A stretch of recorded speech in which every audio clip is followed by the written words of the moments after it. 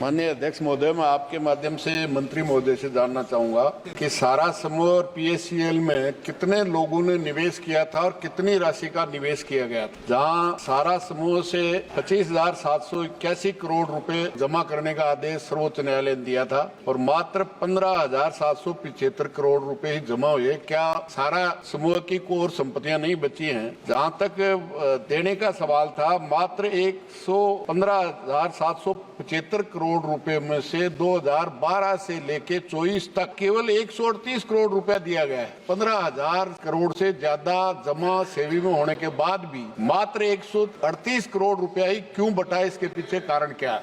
मैं सदन को अवगत करना चाहता हूं कि मोदी जी की सरकार, हमारे गृह मंत्री और हमारे कोऑपरेटिव मंत्रालय के अमित शाह जी को मैं बहुत बहुत धन्यवाद दूंगा कि सरकार की जो गरीबों की चिंता है उसको ध्यान में रख करके सरकार खुद अदालत जा करके अपील किया कि जो हमारे सहारा ग्रुप का 15,775 करोड़ रुपया जमा हुआ है उसमें मात्र 138 करोड़ रुपया ही केवल निस्तारित हुआ है। और ये बड़ी संख्या में जो एप्लीकेशंस आ रहे हैं उससे ये लगता है कि सिस्टम ठीक है, लेकिन उसके बाद भी 4 टोल फ्री नंबर रखे गए हैं ताकि कहीं ना कहीं जिसको दिक्कत हो, जिसको कोई सुविधा होती हो वो दे। इसलिए सरकार की मंशा है कि ज्यादा से ज्यादा गरीबों का पैसा उनको वापस कराया जाए। महोदय, मैंने तो 0.8% पूछा था कि सारा और पीएससीएल में कितने लोगों ने निवेश किया था और कितनी राशि का किया था।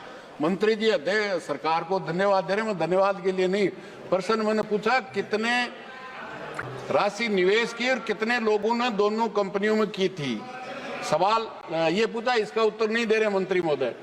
जहां तक मैं समझता हूं सेवी सरकार की आप पीठ थपथपा रहे हैं। सेवी और सरकार ने उस कंपनी को कहा दूध की रुखवाड़ी बिल्ली को छोड़ने का काम किया है कि सारा इंडिया लोगों के निवेश के पैसे लौटा देती तो स्थिति क्यों होती। मेरा सवाल ये है अध्यक्ष महोदय आपके माध्यम से, एक तो कितने लोगों की जेब काटी है सारा इंडिया और पीएससीएल ने और कितने राशि की, और 12 साल के बाद में भी केवल कुछ ही 15,000 करोड़। क्या सारा इंडिया की संपत्ति जो सर्वोच्च न्यायालय ने 25,700 करोड़ से ज्यादा राशि जमा करने के, क्या सारा इंडिया की कोई संपत्ति नहीं है जिसे 25,000 करोड़ 10,000 करोड़ रुपए अभी तक जमा नहीं हुए और उनको नहीं बटा? 12 साल के बाद में भी केवल 138 करोड़, जो 15,000 करोड़ में से 138 करोड़, इससे ज्यादा और सरकार की विफलता और क्या होगी?